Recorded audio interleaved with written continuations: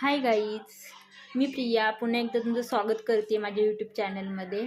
प्रिया आणि प्रियाज रेसिपी आणि बरंच काहीमध्ये. तर आज मी गावी आली आहे कारण उद्यापासून आमच्याकडे भात लावणी स्टार्ट होणार आहे.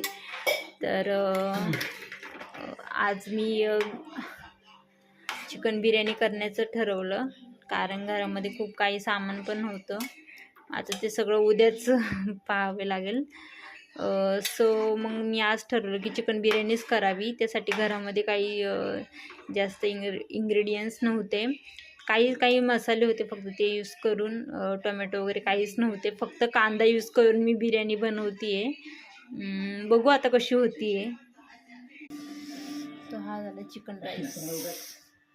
माझ्यासारख्यासाठी कष्ट घेताय.